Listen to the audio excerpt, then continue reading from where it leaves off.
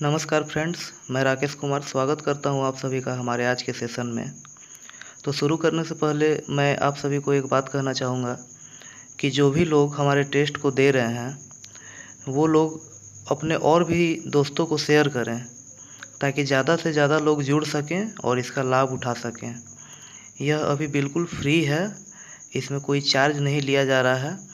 तो अपने जितने भी दोस्तों को हो सके शेयर करें ताकि और भी लोग इसका फ़ायदा उठा सकें।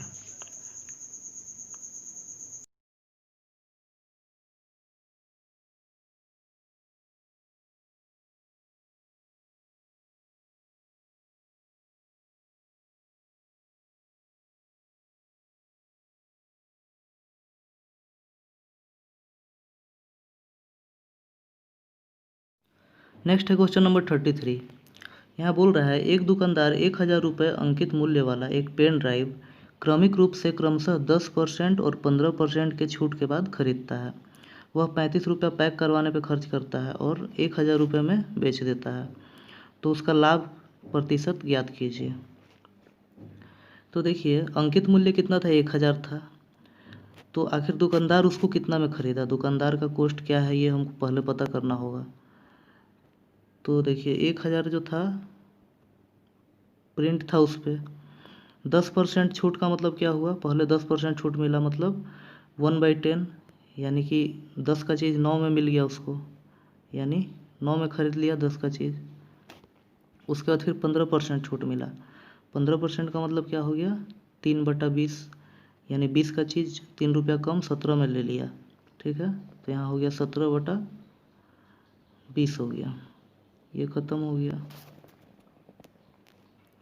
ये 2 से 5 बार में चला जाएगा, यानी 85 × 9। ठीक है, 85 × 9 इसका हो जाएगा आपका कितना? 765 हो जाएगा। 85 × 9 था, ये हो जाएगा 765 हो जाएगा। प्लस ये पैकिंग पे खर्च करता है 35, तो आपका कितना हो गया टोटल? 800 हो गया। 800 कॉस्ट हो गया। अब यानी कि इसको दुकानदार को पड़ा कितना? 1000 का चीज़ 800 में ये ख़रीद लिया। अब ये क्या करेगा? इसको 1000 में बेच रहा है तो 200 का लाभ हो रहा है। 200 जो है कितने के ऊपर लाभ हो रहा है? 800 पर। 800, उसका तो कॉस्ट 800 था, तो 800 पे 200, यानी 1/4 लाभ हो रहा है, यानी कितना हो गया? 25%। तो 25% सही हो जाएगा आपका बी ऑप्शन सही हो जाएगा। नेक्स्ट है क्वेश्चन नंबर 34। यहाँ बोल रहा है रामपाल ने अर्जुन से कहा। रामपाल कह रहा है अर्जुन से। रामपाल क्या बोलता है कि कल मैंने, यानी कल उसने क्या किया? उसकी दादी की बेटी, उसकी दादी की बेटी यानी वो कौन हो गई? उसकी बुआ हो गई। बुआ के एकमात्र भाई, बुआ के एकमात्र भाई कौन हो गए? यानी उसके पिता हो गए, को हरा दिया। ठीक है, यानी पिता को हरा दिया। रामपाल ने किसे हराया? तो फादर को अपना हरा दिया उसने। नेक्स्ट 36। यहाँ बोल रहा है उपयुक्त आकृति का चयन करें जो खाली स्थान पर रखने से निम्नलिखित श्रृंखला पूर्ण हो जाए। ठीक है, यानी कि यहाँ पे क्या आएगा? ठीक है, तो पहले इन दोनों में हमको कंपेयर करना होगा कि क्या रिलेशन है। तो देखिए, ये जो पहला मान लेते हैं, ये पहला नंबर फिगर है और ये दूसरा नंबर फिगर है। तो पहला नंबर फिगर सबसे ऊपर यहाँ पे दिया है, उसके बाद फिर उसके अंदर ये दूसरा वाला फिगर दिया है, और उसके अंदर जो है ये देखिए 3 भुजा है, ये 4 भुजा है, तो उसके अंदर एक पंचभुज को डाल दिया है। ठीक है, तो यहाँ पे क्या होगा? ये पहला फिगर है तो ये सबसे ऊपर होगा, उसके बाद उसके अंदर ये चतुर्भुज होगा, यानी कि ये आपका दिख रहा है वैसा। ठीक है, और उसके अंदर क्या है? देखिए एक षष्ठभुज भी डाला हुआ है, तो ये आपका सही हो जाएगा, बी जो है सही होगा। नेक्स्ट है क्वेश्चन नंबर 38। बोल रहा है एक आदमी 3 रुपये के 10 संतरे खरीदता है और 3 रुपये में 8 के हिसाब से बेचता है। लाभ प्रतिशत ज्ञात कीजिए। तो देखिए, 3 में 10 खरीदता है और फिर क्या करता है? 3 में 8 बेच देता है। तो हम कोष्ठ निकाल लेते हैं। देखिए इसको इधर ऊपर गुना कर देंगे तो कितना हो गया 24, और इसको इधर गुना करेंगे तो ये हो गया 30। तो यानी ये जो आ गया कोस्ट आ गया और ये आ गया सेलिंग प्राइस। ठीक है, तो यानी क्या हो गया, 6 रुपया एक्स्ट्रा हो रहा है, 6 रुपया प्रॉफिट हो रहा है। 6 रुपया प्रॉफिट हो रहा है कितने पे, 24 पे, यानी 1/4, यानी कितना हो जाएगा 25% हो गया। तो सही हो जाएगा आपका बी 25%। नेक्स्ट है क्वेश्चन नंबर 39। यहाँ दे रहा है एक व्यक्ति धारा की दिशा में 2 घंटे में 16 किलोमीटर की दूरी तय करता है। देखिए जैसे कि मान लीजिए ये नाव का चाल है, ये धारा का चाल है, ये धारा का दिशा में है और ये जो है धारा का विपरीत दिशा में है। ठीक है, क्या बोलता है, एक व्यक्ति धारा की दिशा में 2 घंटे में 16 किलोमीटर की दूरी तय करता है, यानी 1 घंटा में 8 किलोमीटर गया है धारा की दिशा में, यानी यहाँ पे क्या हो गया 8 हो गया। उसके बाद बोलता है यदि वह समान समय में धारा के विपरीत दिशा में आधी दूरी तय करता है, यानी 16 का आधा कितना हो गया 8 दूरी जो है धारा के विपरीत दिशा में वो 2 घंटा में तय कर रहा है, समान समय में बोल रहा है, यानी कि इसका आधा 8 जो हो गया वो 2 घंटा में तय कर रहा है, तो 1 घंटा में कितना ही 4 जा रहा होगा। तो अब देखिए अगर हमको नाव का इस चाल निकालना होता है तो हम क्या करते हैं, दोनों को जोड़ देते हैं और 2 से डिवाइड कर देते हैं, और अगर धारा का निकालना होता है तो हम दोनों को घटा देते हैं और 2 से डिवाइड कर देते हैं। तो यहाँ पे बोल रहा है धारा की गति ज्ञात कीजिए। तो धारा की गति क्या होगा, 8 में से 4 को घटा देंगे तो कितना हो जाएगा 4 हो जाएगा, और उसको 2 से डिवाइड करेंगे तो कितना होगा 2 हो जाएगा। तो सही हो जाएगा 2, आंसर हो जाएगा सही यहाँ बी नंबर। नेक्स्ट है क्वेश्चन नंबर 40। बोल रहा है एक परीक्षा में एक छात्र औसत 76 अंक प्राप्त करता है। 5 विषयों के कुल अंक 500 हैं। 4 विषयों में उसके अंक दिए गए हैं। छात्रों द्वारा गणित में जिसे x द्वारा दर्शाया गया है प्राप्त अंकों की गणना कीजिए। ठीक है, तो यानी कि यहाँ पे बोल रहा है कि हमको 5 सब्जेक्ट है, 5 सब्जेक्ट का टोटल 500 अंक का है, और इसमें जो है मैथ का हमको निकालना है कितना होगा। ठीक है, बाकी 4 सब्जेक्ट दिया हुआ है, मैथ में कितना नंबर आया ये बताना है। ठीक है, तो देखिए यहाँ बोल रहा है औसत 76 है, तो हम 76 औसत अगर मान ले रहे हैं, तो 76 जब औसत मान ले रहे हैं तो इसका मतलब क्या हुआ कि सभी में 76 है, सभी सब्जेक्ट में, पाँचों में। ठीक है, तो देखिए अब देख लेते हैं कि 76 से कौन कितना ज़्यादा है और कौन कितना कम है। ठीक है, तो इंग्लिश देखते हैं। इंग्लिश देखिए 87 है, 87 है तो ये कितना हो गया 11 ज़्यादा हो गया, प्लस का 11 हो गया, 11 ज़्यादा है। संस्कृत 83 है, यानी ये कितना प्लस का 7 हो गया, ये 7 ज़्यादा हो गया 76 से। उसके बाद साइंस 78 है, यानी ये कितना हो गया, ये प्लस का 2 हो गया। और सोशल साइंस दे रहा है 57, यानी कि ये तो माइनस हो गया, माइनस कितना हो गया वो 19 हो गया, ये -19 हो गया। ठीक है, तो यानी यहाँ पे हो गया 11 और 7 कितना हो गया 18 और 2 20, यानी प्लस का 20 और माइनस का 19, यानी कि फाइनली क्या बचेगा प्लस का 1 बच रहा है, प्लस का 1 बच रहा है। यानी कि मतलब क्या हुआ कि इन सभी को हम 76 औसत मान लिए हैं, चारों को, पाँचों को। ठीक है, अगर पाँचों को हम औसत मान लिए 76, तो इसमें क्या हो रहा है, तो इन चारों में क्या हो रहा है, औसत के से एक ज़्यादा निकल रहा है। ठीक है, तो यानी ये जो है ये भी 76 होगा, तो इसमें इसका एक तो यहाँ पड़ा हुआ है एक्स्ट्रा में, तो यानी यहाँ पे एक कम होगा, तो यानी यहाँ 75 होगा। तो मैथ में कितना होगा 75 हो जाएगा, तो 75 यानी डी जो है सही हो जाएगा। नेक्स्ट है क्वेश्चन नंबर 41। श्रृंखला में अनुपस्थित पद ज्ञात करें। तो यहाँ पे देखिए क्या हो रहा है, 3 से 5 हो रहा है, 2 बढ़ रहा है, फिर यहाँ 9 हो रहा है यानी 4 बढ़ रहा है, फिर 11 हो रहा है यानी 2 बढ़ रहा है। तो यानी फिर से क्या होगा 2 4, फिर से 2 4 होना चाहिए, तो 4 होगा तो कितना हो जाएगा 15 हो जाएगा, तो डी जो है सही हो जाएगा। नेक्स्ट है क्वेश्चन नंबर 42। बोल रहा है यदि एक वृत्त की त्रिज्या r में x इकाई की वृद्धि हो जाती है, तो x इकाई का जब वृद्धि हो जाएगा तो क्या हो जाएगा, त्रिज्या क्या हो जाएगा r + x हो जाएगा। ठीक है, वृद्धि हो जाती है, पहले r था अब r + x हो जाएगा, तो उसकी परिधि में कितनी इकाई की वृद्धि होगी।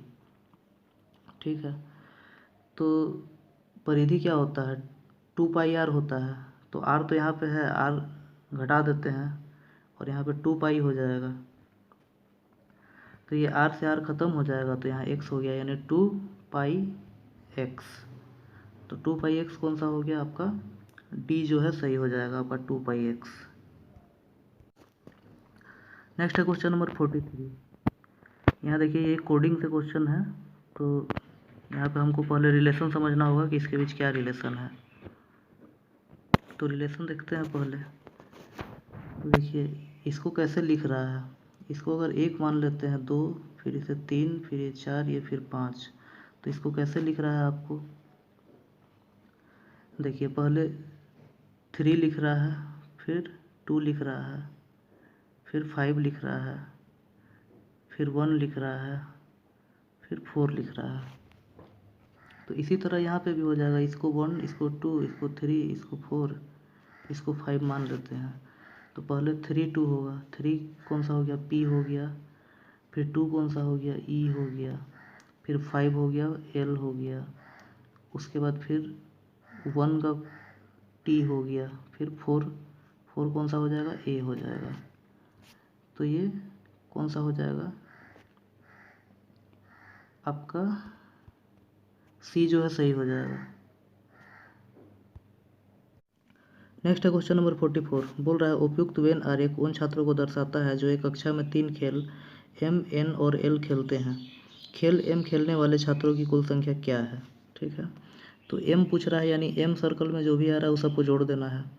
तो देखिए 8, 6, 14 और 11, 25 और 7, 32। तो यानी C जो है सही हो जाएगा आपका। नेक्स्ट है क्वेश्चन नंबर 46। बोल रहा है कि एक अमाउंट है, इसको 2 व्यक्तियों के बीच 13:21 में बांटा जाता है।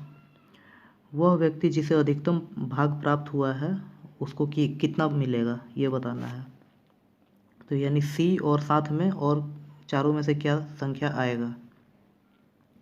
तो देखिए जो अधिकतम है उसको तो 21 है अधिकतम, तो 21 का मतलब क्या हो गया, 7 × 3 का मल्टीपल है। तो यहाँ हमको 3 का मल्टीपल मिल रहा है, तो यहाँ पे देख रहे हैं 8 से 14 हो रहा है, ये नहीं होने वाला है आंसर। उसके बाद 8 7 8 15 4 19, ये भी नहीं होने वाला है। उसके बाद 7 1 8 और 12, यहाँ पे 12 हो रहा है, ये हो सकता है। उसके बाद 8 7 15 और 2 17, ये भी नहीं होगा। तो यानी जो है आपका 714 है वो सही आंसर हो जाएगा, सी ऑप्शन सही हो जाएगा। नेक्स्ट है क्वेश्चन नंबर 47। कोडिंग से क्वेश्चन दिया हुआ है। कूट भाषा में टर्न को इस तरह से लिखते हैं, तो लिम्प को किस तरह से लिखा जाएगा। तो देखिए यहाँ पे हमको देखना होगा कि क्या हो रहा है। देखिए टी को एस कर रहा है, यानी कि एक कम हो जा रहा है, फिर यू से फिर टी हो रहा है, फिर से एक कम हो रहा है, आर से क्यू हो रहा है, फिर एक कम हो रहा है, एन से एम हो रहा है, एक कम हो रहा है, यानी सब में एक कम होते जा रहा है। तो एल है, एल से पहले क्या होता है, के होता है, आई से पहले क्या होता है, एच होता है, एम से पहले एल होता है, पी से पहले क्या होता है, ओ होता है। तो ये सी जो है सही हो जाएगा यहाँ। नेक्स्ट है क्वेश्चन नंबर 48। देखिए यहाँ सब स्क्वायर दे रहा है। यहाँ 7 × 7 यानी 7 का स्क्वायर 49 होता है। ठीक है, इसका स्क्वायर इतना होता है। ठीक है, तो आपका इसका स्क्वायर हमको निकालना है। तो देखिए अब इसको स्क्वायर तो इतना कोई याद रखता नहीं है, गुना करना भी थोड़ा लंबा है, तो लास्ट डिजिट पहले चेक करते हैं। तो लास्ट में 7 है, तो 7 का स्क्वायर करेंगे तो 9 आएगा, लास्ट में 49 होगा तो 9 होगा। तो 9 देखिए यहाँ पे सिर्फ ए में है और किसी में भी 9 नहीं है, यानी कि सीधा सीधे आंसर यहाँ पे हो जाएगा ये। नेक्स्ट है क्वेश्चन नंबर 51। बोल रहा है रीमा 75,000 रुपये में एक कार खरीदती है। वह इसके रिपेयरिंग पर 10,000 खर्च करती है। बाद में उसने यह कार चीरू को 15% के लाभ पर बेच दी। चीरू ने इसे रितु को 10% के लाभ पर बेच दी। अब बोल रहा है रितु कार खरीदने के लिए कितनी राशि खर्च की रितु ने।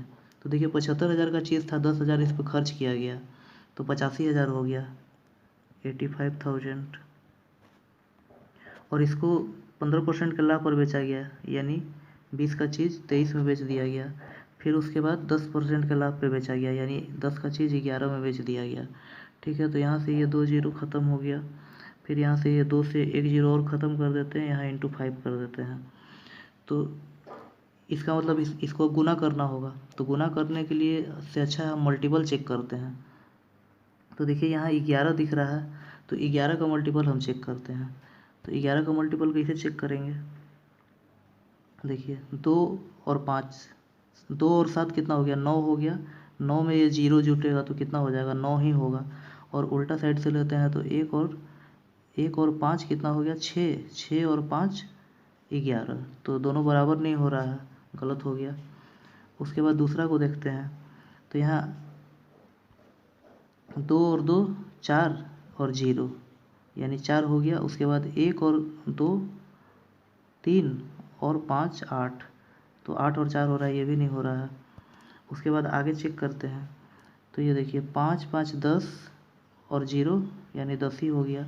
उसके बाद 1 और 7 8 और 2 10, ये 10 हो रहा है, ठीक है। तो ये आंसर हो सकता है। आगे देखते हैं, और तो कोई नहीं मिल रहा है। अब देखिए यहाँ पे देखिए 5 2 7 और 0 यानी 7 हो गया। और उसके बाद 1 और 2 3, 3 और 7 10, 10, ये भी नहीं मिल रहा है। तो यानी सी जो है आपका सही ऑप्शन हो जाएगा। नेक्स्ट है क्वेश्चन नंबर 53। बोल रहा है किरण 90 मीटर लंबे पुल में तैरती है, एक छोर से दूसरे छोर तक और फिर वहां से वापस उसी सीधे पथ पर तैरकर वह 2 मिनट में 2 बार 360 मीटर की दूरी तय करती है। किरण का औसत चाल ज्ञात करें। तो देखिए टोटल दूरी 360 मीटर तय करती है, 360, और टाइम लगाती है 2 मिनट यानी 120 सेकेंड। तो क्या हो जाएगा? 12 3 36 यानी 3 मीटर पर सेकेंड, सी जो सही हो जाएगा। नेक्स्ट है क्वेश्चन नंबर 55। बोल रहा है 5 ओम प्रतिरोध वाली तार को दोगुना कर दिया जाता है, तार के नए प्रतिरोध की गणना करें। देखिए अगर तार, जैसे कि मान लीजिए तार है, ये तार है, इतना बड़ा तार है, इसको अगर हम दोगुना कर देंगे मतलब क्या हो जाएगा? इसका जो लंबाई चौड़ाई थोड़ा बढ़, ये मतलब व्यास कम हो जाएगा और लंबाई थोड़ा ज़्यादा हो जाएगा, ठीक है। तो इस तरह अगर जब करते हैं हम 2 गुना 3 गुना, इस तरह से बोल रहा है, तो जब 2 गुना करेंगे तो इसका उल्टा 1/2 स्क्वायर जो है वो कम हो जाएगा। तो यानी 1/4 क्या हो जाएगा? कम हो जाएगा, किसका? 5 का। तो 5 का 1/4 कितना हो जाएगा? 1.25। तो यानी बी जो है वो सही हो जाएगा। नेक्स्ट है क्वेश्चन नंबर 56। बोल रहा है यहाँ दर्पण छवि बताना है। तो दर्पण छवि देखिए, इसका कौन सा दर्पण छवि बनेगा? इसका दर्पण छवि ये बी जो है वो सही हो जाएगा, डी।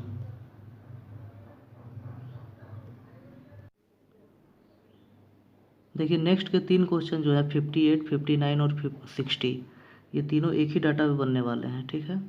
तो इसको ध्यान से देखते हैं हम लोग। देखिए EF G H और K सप्ताह के कामकाजी दिनों में शनिवार रविवार छोड़कर अस्पताल का दौरा करते हैं, ठीक है।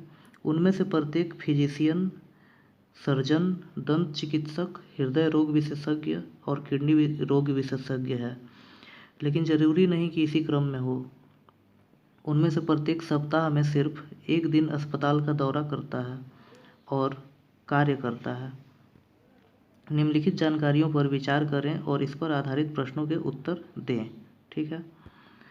तो अब कह रहा है, अब देखिए यहाँ पे डाटा से हमको 3 क्वेश्चन निकालना है। पहला क्वेश्चन क्या है? फिजिशियन कौन है, ठीक है। यहाँ 58 में पूछा है फिजिशियन कौन है। उसके बाद नेक्स्ट जो है 59 में पूछ रहा है हृदय रोग विशेषज्ञ का किस दिन ऑफिस का दौरा करता है। उसके बाद नेक्स्ट पूछ रहा है कि किडनी रोग विशेषज्ञ कौन है, ठीक है। तो 3 क्वेश्चन पूछा है, फिजिशियन कौन है, हृदय रोग विशेषज्ञ किस दिन जाता है, और किडनी रोग विशेषज्ञ कौन है, ठीक है। तो 3 क्वेश्चन याद रखिएगा।